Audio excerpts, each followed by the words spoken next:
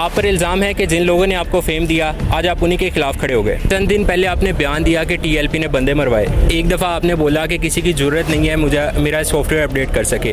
तो क्या इसके पीछे आपका फैमिली बैकग्राउंड है? एक जेलम के डब्बू को उठ के आप कह दो कि मस्जिद के बाहर ना नाचो, अपने घर के कोठे पे जाके नाच के आओ, तो उससे तकलीफ हो जाती है। वो 8 गाड़ियाँ मेरे गाँव में मुझे गिरफ्तार करने के लिए भेज देता है।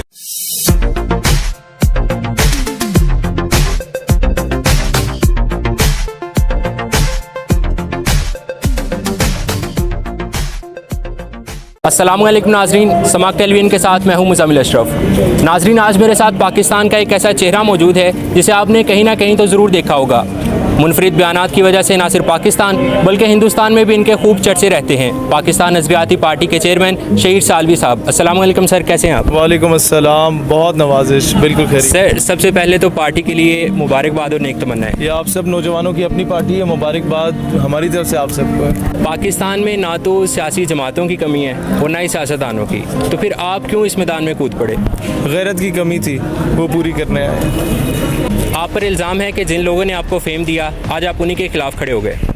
देखिए, बात ये है कि उन लोगों को भी किसी और पॉलिटिकल पार्टी ने फेम दिया जो 70s से या 60s से चल रही थी। बात फेम की नहीं होती, बात ये होती है कि when someone comes for a good cause, may it be peoples party, may it be any political party, may it be PMLN या रिलीजियस पार्टी, आपको उसका साथ देना चाहिए।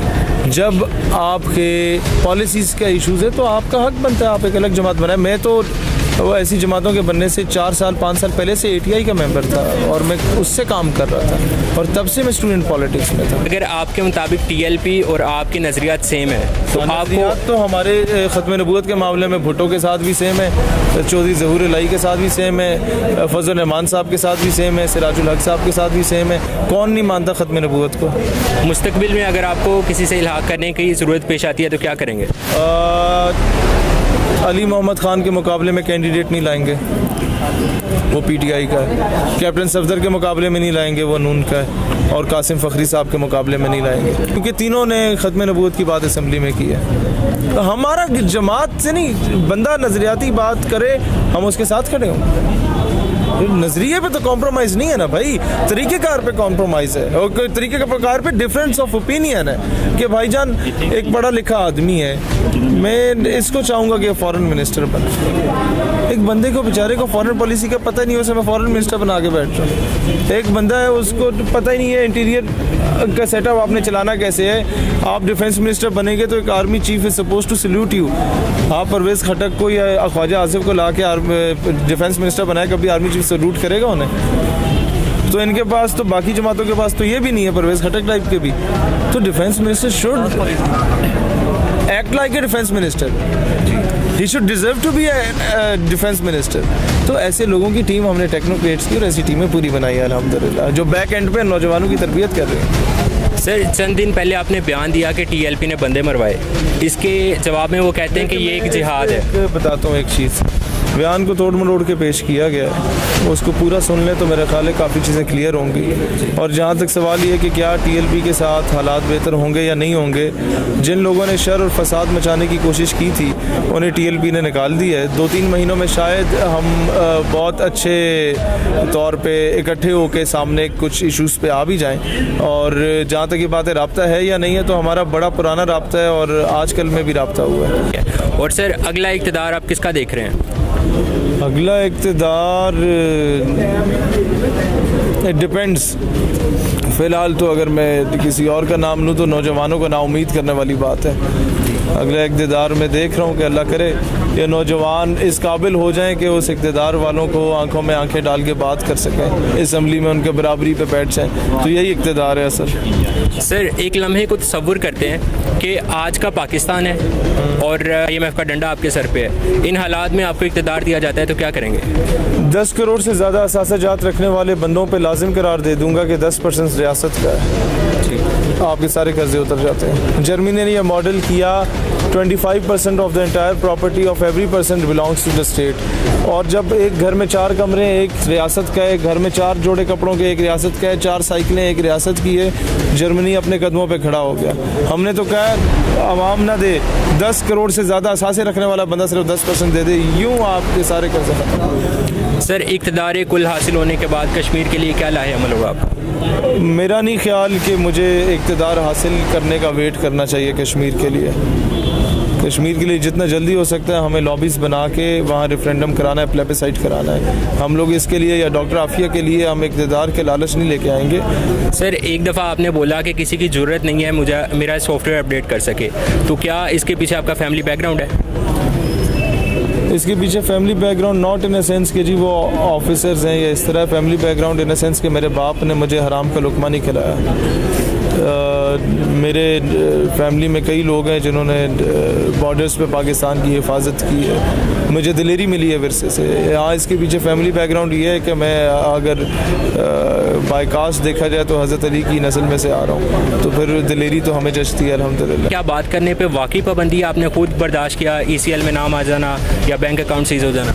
सच बोलने पे पाबंदी है, बुरे को बुरा कहने पे पाबंदी है, जानी को जानी कहने पे पाबंदी है, शराबी को शराबी कहने पे पाबंदी है, कादियानी को कादियानी कहने पे पाबंदी है।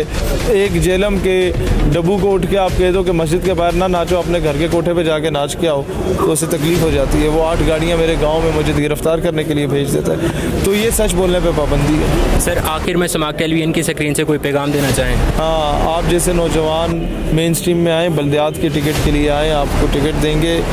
इस मोरूसी सियासत को ख़त्म करें, खुदा का वास्ता है। लड़ो इलेक्शन, मेन स्ट्रीम में आओ। तुम नहीं लड़ोगे और कहोगे कि कोई मोहम्मद बिन कासिम बाहर से आके तुम्हारे मसले हल करे, कोई भी नहीं करेगा, कभी भी नहीं करेगा। तुम में से ही किसी ने उठना है जिसने उस्मान गाजी बनना है या अर्तगल गाजी बनना है, या वो हुसैनी रूबेदार करनी है, या अपने वो इकबाल की उकाबी रूबेदार करनी है, तो तुम में से कोई उमर बिन अब्दुल अजीज़ बन के उनके पैरोकार बन के उठे। बाहर से वेट करो कि बाहर से कोई आके तुम्हारे मसले हल कर जाए। यही तो पाकिस्तानी कौम की सबसे बड़ी सितम ज़रीफ़ी है कि they're waiting for someone else. Iqbal said कि भाई थे तो आबा वो तुम्हारे ही, मगर तुम क्या हो। वो प्यो दादे तुम्हारे थे, ठीक है, उन्होंने कैसर कसरों को भी फदा कर लिया, उन लोगों ने बड़े बड़े सुपर पावर्स को भी शिकस्त दी थी, but who the hell you are, what are you up to? हाथ पर हाथ धरे मुंतज़र फरदा हो, you are waiting for someone else कि ही शुड कम और तुम्हारे मसाइल को हल करे। नहीं होगा, ये खुद करना पड़ेगा। खुद मेन स्ट्रीम में आओ, हार जाओ, ये गिला तो नहीं रहेगा ना कि कुफियों में शुमार था। इस वक्त मेरे साथ पाकिस्तान नज़रियाती पार्टी के मरकज़ी जनरल सेक्रेटरी राजा फ़ैज़ान असलम मौजूद हैं। आइए इनसे जानते हैं कि इनकी पार्टी का क्या मंशूर है। सर आप मुझे ये बताएं कि आपकी पाकिस्तान नज़रियाती पार्टी दूसरी जमातों से कैसे मुख्तलिफ है? देखें, हमने जो अपना मंशूर बताया उसमें मेन जो पाकिस्तान के 15-16 मसाइल हैं, उसमें ये नहीं है कि हम ये भी करेंगे ये भी करेंगे, उसमें प्रॉपर हम लोगों ने हल दिया है डिटेल। हमारा जो मंशूर हम लोगों ने ECP में जमा करवाया वो 127-28 पेजेस पे, और पब्लिक के लिए खैर हमने आसान करके वो 12-13 पेजेस पे, मतलब ताकि हर बंदे को समझ आ जाए। टेक्निकल लैंग्वेजेस जो है वो हर बंदे को समझ नहीं आ सकती, इस वजह से हम लोगों ने उसको बड़ा आसान करके, मतलब आपकी हेल्थ पॉलिसी है उस पर क्या होगा, आपके मुल्क के कर्जे कैसे उतरेंगे, आपके जो है ना वो कानून की बालादस्ती कैसे होगी, ये सारे मामलात हम लोगों ने प्रॉपर डिटेल में, और वो चीज़ें जो इम्प्लीमेंटेबल हैं। इस वक्त हमारे साथ पाकिस्तान नज़रियाती पार्टी के जॉइंट सेक्रेटरी अब्दुल शकूर सुजरा हमारे साथ मौजूद हैं। आइए इनसे सवालात करते हैं। सर कैसे हैं आप? सबसे पहले बहुत शुक्रिया, आज आपने हमें प्रेस क्लब में कवरेज भी दी, अल्हम्दुलिल्लाह मैं आपकी दुआओं से बिल्कुल ठीक हूँ। सर आप ये बताएं कि आपका मंशूर है कि नौजवानों को आप टिकट्स देंगे और नौजवान आगे मुकाबला करेंगे, तो उनके जो फाइनेंशियल इशूज़ होंगे वो कैसे सोल्व करेंगे? वो देखें जी, हम पिछले 10 साल से एक प्लेटफॉर्म है स्टेट यूथ पार्लियामेंट, और उसके ऊपर वो एक नौजवानों का लाइंस था, और आज तक 10 साल में हम जहाँ पर भी गए हैं हमें स्टेज मिला।